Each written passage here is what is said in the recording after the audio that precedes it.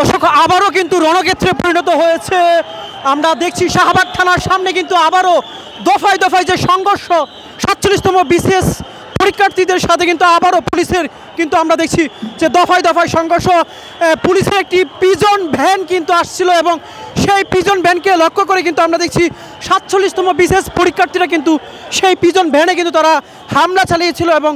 সেই হামলাকে ঘিরে কিন্তু আবারও কিন্তু এক ধরনের উত্তেজনাকর পরিস্থিতি কিন্তু তৈরি হয়েছে। এই মুহূর্তে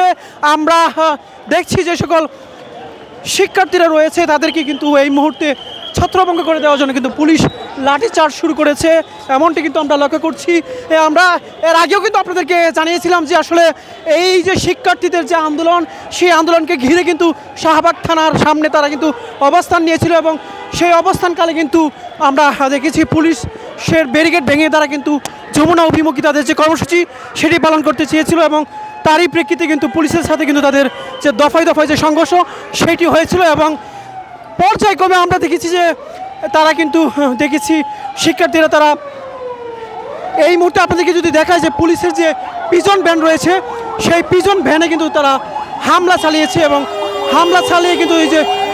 পিজন ভ্যানের যে গ্লাসগুলো রয়েছে সেই গ্লাসগুলো কিন্তু তারা ভেঙে দিয়েছে। আমরা সেটি কিন্তু আমরা এই মুহূর্তে দেখছি এবং বেশ কয়েকজন পুলিশকে কিন্তু তারা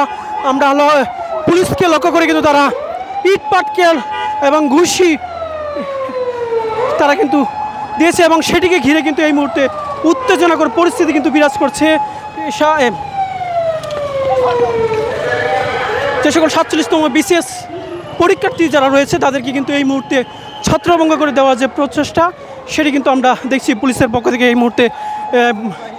আইনশৃঙ্খলা বাহিনী কিন্তু সেটি প্রচেষ্টা চালিয়ে যাচ্ছেন। আপনাদেরকে যদি জানিয়ে রাখি এর আগেও কিন্তু বেশ কয়েকবার দফায় দফায় কিন্তু এই শিক্ষার্থীদের সাথে কিন্তু পুলিশের যে সংঘর্ষ সেটি হয়েছিল এবং পুলিশ সেই পরিস্থিতি নিয়ন্ত্রণে কিন্তু তারা আমরা দেখেছিলাম যে তারা পুলিশ বেশ কয়েকটি সাউন্ড গ্রেনেড নিক্ষেপ করে কিন্তু পরিস্থিতি নিয়ন্ত্রণে আনার চেষ্টা করেছিল এবং সবশেষ যেটি আমরা দেখেছি যে শিক্ষার্থীরা এক পাশে অবস্থান নিল, অন্য পাশে পুলিশ কিন্তু শান্তিপূর্ণভাবেই অবস্থান নিয়েছিলেন এবং শিক্ষার্থীদের যে পাশ থেকে তারা অবস্থান নিয়েছিলেন সেই পাশ দিয়ে একটি গাড়ি কিন্তু শাহবাগ থানার দিকে যাচ্ছিল এবং সেই পিজন ভ্যানকে লক্ষ্য করে কিন্তু আমরা দেখেছি শিক্ষার্থীরা কিন্তু পিজন ভ্যান ভাঙচুরের পাশাপাশি কিন্তু তারা আমরা দেখেছি ভাঙচুরের পাশাপাশি কিন্তু পুলিশ সদস্যদের গায়ে হাত তুলেছেন। এমন ঘটনার পরপরই কিন্তু আবারও উত্তেজনাকর পরিস্থিতি কিন্তু তৈরি হয়েছে এবং আমরা দেখছি এই মুহূর্তে ঢাকা বিশ্ববিদ্যালয়ের যে সেন্ট্রাল লাইব্রেরি রয়েছে সেই সেন্ট্রাল লাইব্রেরির যারা শিক্ষার্থীরা অবস্থান নিয়েছিল এবং সেই সকল শিক্ষার্থীদেরকে কিন্তু ছত্রভঙ্গ করে দেওয়ার যে প্রচেষ্টা সেটি পুলিশের পক্ষ থেকে কিন্তু চালানো হচ্ছে এবং আমরা সেটি কিন্তু আপনাদেরকে দেখানোর চেষ্টা করছি। এক ধরনের রণক্ষেত্রে কিন্তু পরিণত হয়েছে এই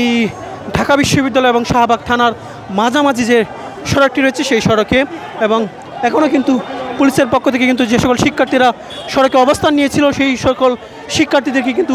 সরিয়ে দেওয়া হয়েছে। তো এখন পর্যন্ত এই ছিল আমার কাছে সবশেষ তথ্য।